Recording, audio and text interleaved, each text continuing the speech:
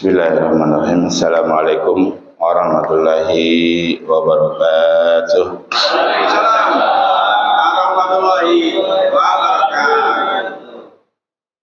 Alhamdulillahirabbil alamin. Assalatu wassalamu ala asyrofil anbiya'i wal mursalin wa ala alihi wa sahbihi ajma'in. Amma ba'du.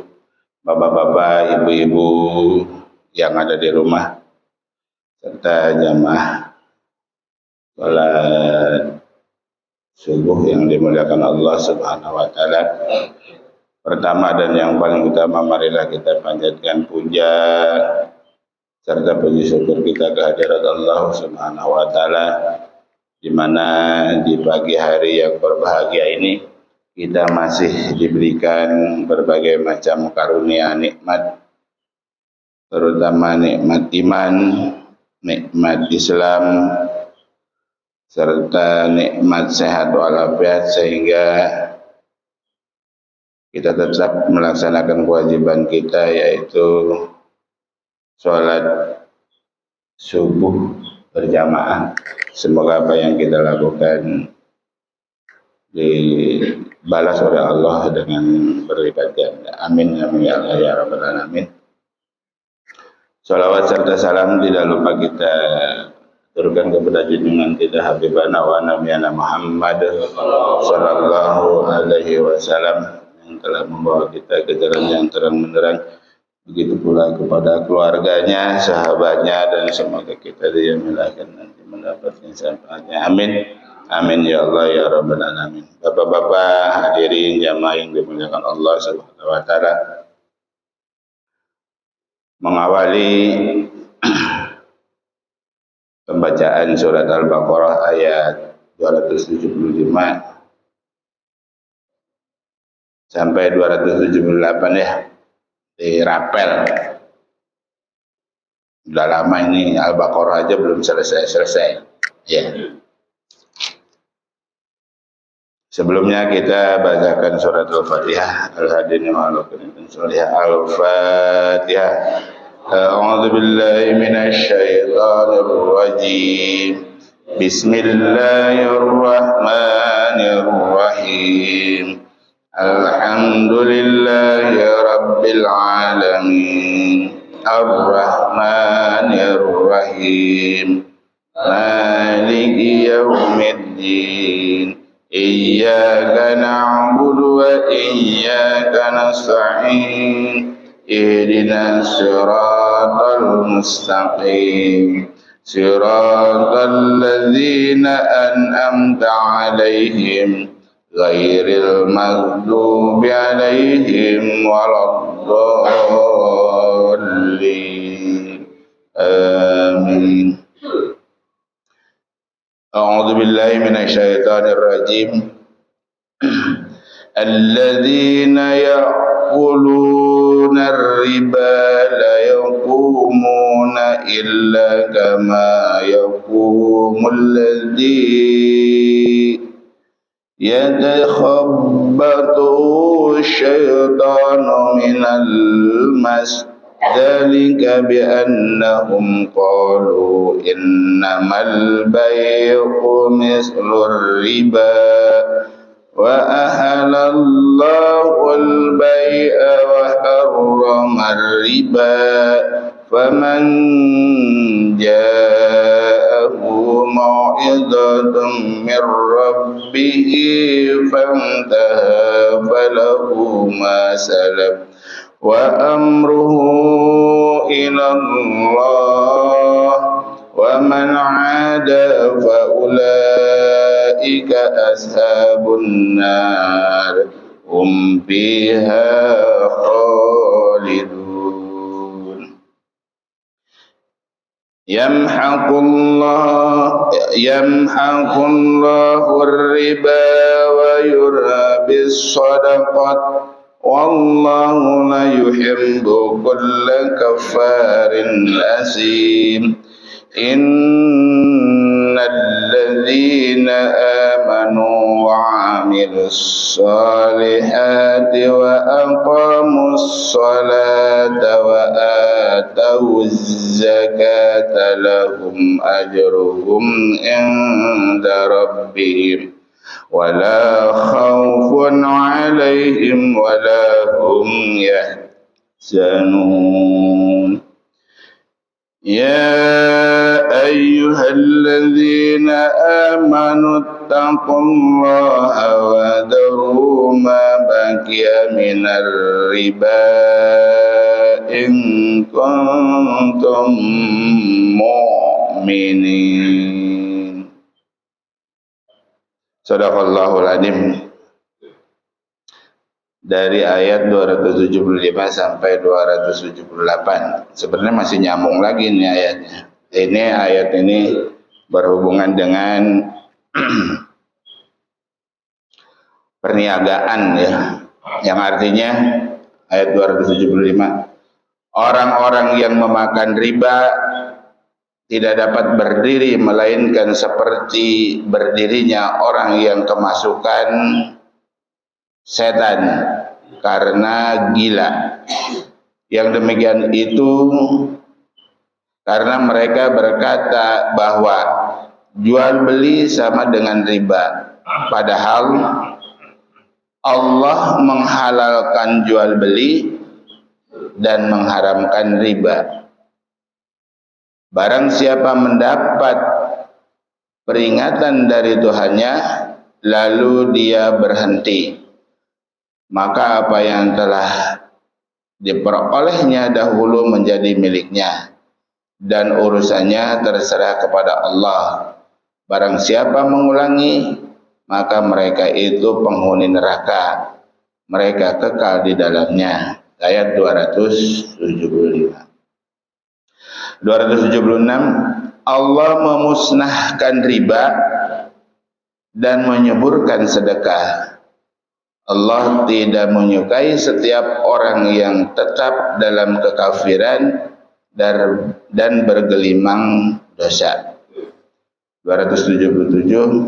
Sungguh orang-orang yang beriman mengerjakan kebajikan, melaksanakan salat dan menunaikan zakat, mereka mendapat pahala di sisi Tuhannya. Tidak ada rasa takut pada mereka dan mereka tidak bersedih hati. 278. Wahai orang-orang yang beriman, bertakwalah kepada Allah dan tinggalkan sisa riba yang belum dipungut jika kamu orang beriman. Nah, ini tentunya ayat Al-Quran ini berhubungan dengan pedagang ya. Ada nggak yang berjualan di sini? Perniagaan yang berhubungan dengan jual beli, kayak ya warung, apa aja sih jual beli lah. Pengusaha juga, pengusaha pemborong kan sama. Boleh mengambil keuntungan. Nabi juga waktu sebelum jadi Nabi kan jualan bersama dengan Khadijah.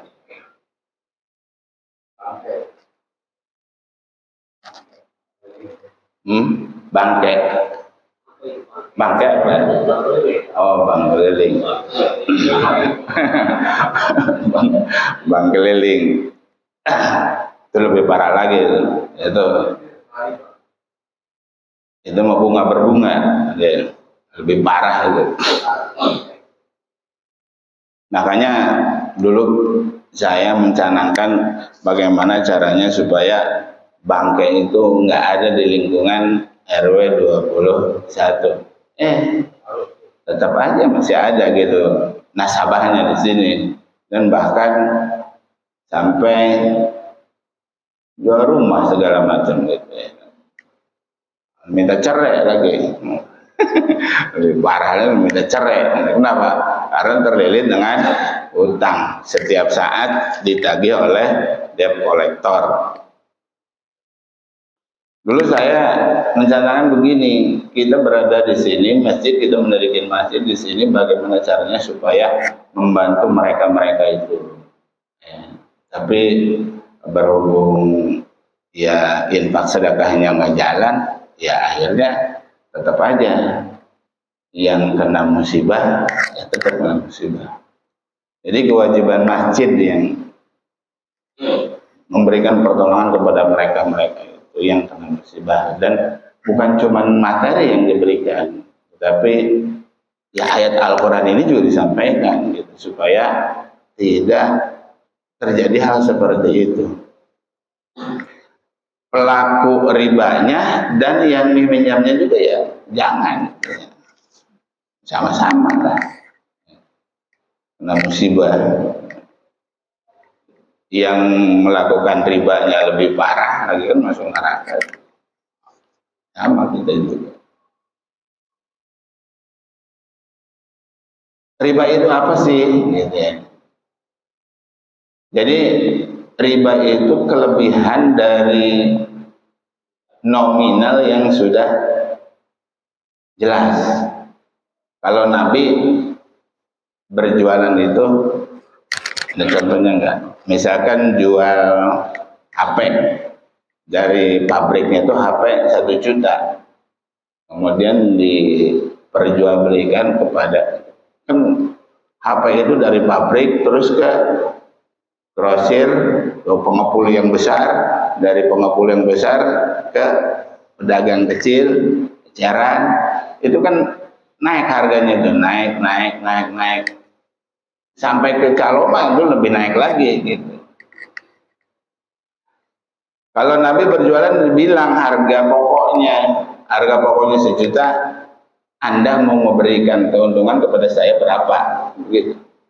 Nih harga pokoknya 1 juta, saya jual HP nih harga pokoknya 1 juta, mau cari kemana aja dari pabriknya juga tetap harganya 1 juta. Kalau Anda mau beli, ini harganya 1 juta. Tapi kalau Anda mau memberikan keuntungan kepada saya, terserah mau kasih berapa. Bahkan sebenarnya kalau jual beli itu jangan tawar menawar lagi. Ya harus dikasih harga 1,5 juta, ditawar sampai habis. Sampai harga pokoknya juga nggak ada. Kasihan yang jualan. Nah makanya kalau dulu saya lagi kecil diajarkan ada yang namanya ijab kabul, karena dalam hal jual beli juga harus ada ijab dan kabul. Ijab kabul itu ada pembeli, ada pedagang. Pembeli mengikhlaskan, pedagang juga mengikhlaskan. Kalau di antara pedagang dan pembeli itu tidak ikhlas, maka ya jual beli ini juga nggak sah. Jadi harus sama-sama ikhlas, merelakan, meridhokan. Kalau pembeli menyerahkan uangnya, kalau pedagang menyerahkan barang dagangannya dengan ikhlas karena Allah Subhanahu wa Ta'ala. Sekarang itu udah kayaknya nggak ada itu yang namanya ijab kabul itu, tapi masih ada ijab kabul kalau lagi zakat fitrah, itu masih ada, alhamdulillah. Zakat fitrah masih ada ijab kabul, yang zakat menyerahkan kepada yang menerima zakat, pemungut ya. Pemungut juga memberikan timpalannya kepada yang zakat. Seharusnya bukan yang zakat memberikan kepada yang menerima, yang berhak menerima zakat langsung ke ijab kabul. Saya serahkan zakat saya kepada Anda, saya terima zakat Anda untuk saya. Ikhlas lillahi ta'ala.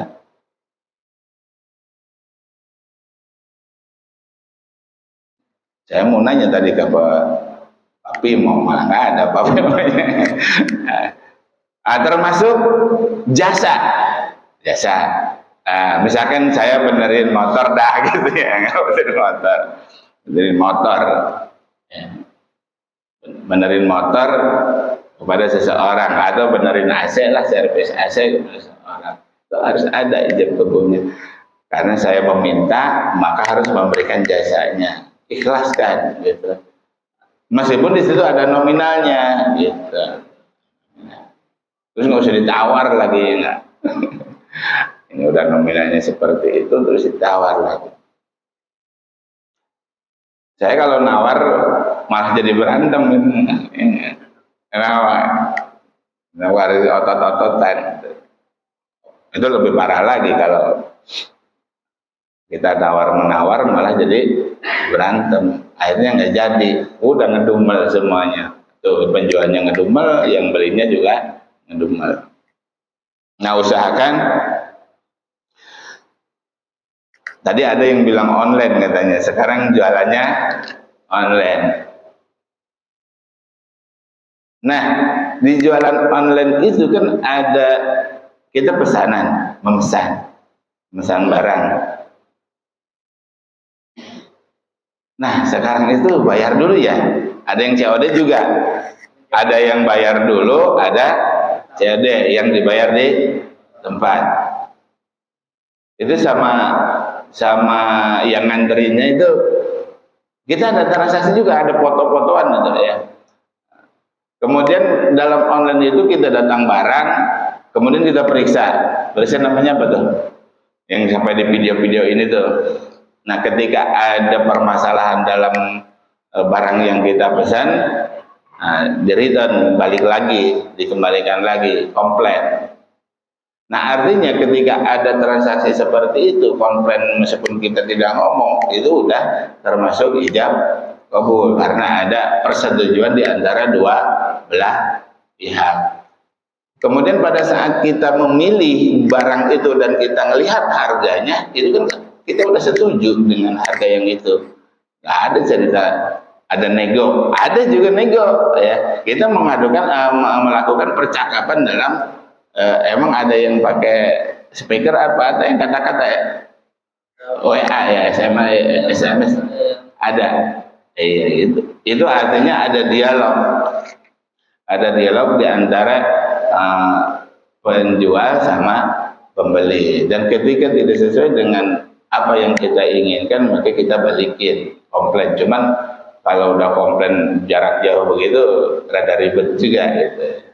Akhirnya ujung-ujungnya ketika kita pesanan nggak sesuai, udah biarin aja. Ketika kita ngomong biarin saja, kita ribet, jangan ngedumel. Kalau biarin saja, udah ikhlasin saja, sehingga apa yang kita lakukan itu nggak jadi masalah, gitu. nggak jadi masalah, nggak jadi riba gitu. Kemudian lagi masalah bank, dulu rame ya masalah bank. Kita nyimpen uang di bank, kemudian ada bunganya, bunga bank. Sekarang bunga bank sama administrasi bank gedean administrasi gitu. Kalau kita nyimpennya sedikit habis. Ada sebagian pendapat juga begitu, mengatakan bunga bank itu riba gitu. Tapi kayaknya yang ada di sini semuanya pada nyimpen uang di bank gitu. Terus muncul lagi bank syariah gitu. Ada nyimpen uang bank syariah. Nah, terus kan di bank syariah juga ada tetap bunganya, cuman namanya bukan bunga gitu. Jadi hasil kerjasama gitu. Sama aja kalau uang kelebihan gitu. Dari menyimpan uang 100.000 misalkan jadi 150, yang 50 itu kelebihan dari pokoknya.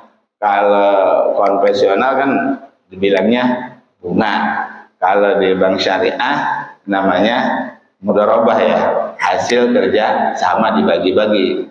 Jadi keuntungan semua nasabah dibagi, diambil dulu untuk administrasi, untuk pengelola, kemudian sisanya dibagikan secara merata kepada seluruh nasabah sesuai dengan nominal yang ada di dalam tabungan itu. Beda dengan bank-bank yang konvensional gitu ya, itu mah top. Tapi ketika sebenarnya menurut saya, ketika kita sudah niat untuk melakukan transaksi di suatu bank, misalkan bank BCA, Bang Jono, itu kan udah satu transaksi, ya. Transaksi kita datang ke teller untuk mendaftarkan sebagai nasabah. Di situ sudah transaksi, di situ ada perjanjian, Cuman jarang dibaca sih perjanjiannya, main tanda tangan, ya nggak? Iya, kelamaan tulisannya kecil-kecil lagi. Mudah-mudahan gitu ya. Soalnya kayaknya zaman sekarang nggak ada yang nggak punya rekening, semuanya punya rekening, cuman rekeningnya tergantung kemauan kita masing-masing. Kalau saya mah kan diharuskannya BJB gitu. BJB juga sama, ada bunganya. Kenapa BJB? Karena emang pemerintah gitu bekerjanya sama BJB. Jadi kalau kitanya nggak BJB, itu kena admin. Iya, itu habis sama adminnya itu.